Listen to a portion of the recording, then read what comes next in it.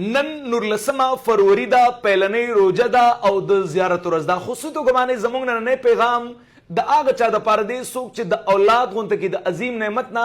په دغه 2025 کې په دغه روزه کې اوس محروم دي. ډېر ډاکټران بدل را بدل کړل خو تر ننه پورې د هغې د پریګننسي ټیسټ پازیټیو رانللی یا کچري نارینو کې د سپرم کمی راغلی دی هغه سپرم د هغې زیات نشلو کچري ایزوسپرمک دی نو هغه اولیګوسپرمک ته وانه او کچري څوک اولیګوسپرمک دی د هغې ټیسټ مخ په بره باندې بالکل د تللو نوم ناخلي. دغه روزه تاسو ته یو اواز درکوي او حیدر مومند هومیوپیتھک جنرال اسپتال هم تاسو ته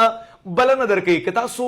ډیرو ډاکټرانو باندې وګرځېدلی او تر ننه پورې تاسو د اولاد غونته کې د عظیم نعمت نه محروم یې نو د دغه روزې نه اخواته ماوړئ او په دغه روزه کې د حیدر مومند اسپتال نه د اولاد غونته کې د عظیم نعمت دپاره علاج وکړئ او انشاءالله خپل پریګننسي ټیسټ پازیټیو واخلئ. کچري نارینه کې مسله را روانه ده د هغه علاج هم پاسبل دی. کچري زنانه کې څه مسله را روانه ده د هغه علاج هم پاسبل دی. تاسو ټول عمر ډاکټران بدل کړي دي کله یو ډاکټر لور روان یې کله بل ډاکټر لور روان یې بس کوي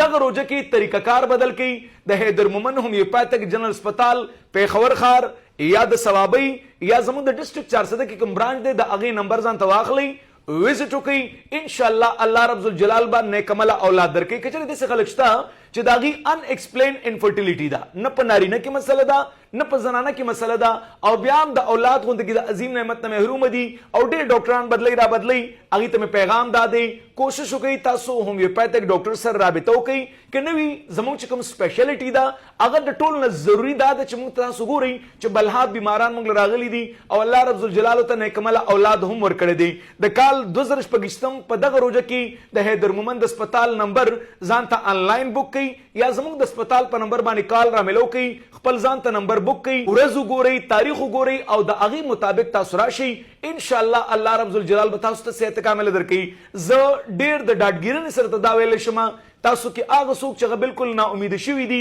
د ناامید خلکو دپاره حیدر مومند اسپتال دروازې کلو دي الله رب الجلال به صحت کامله درکوي.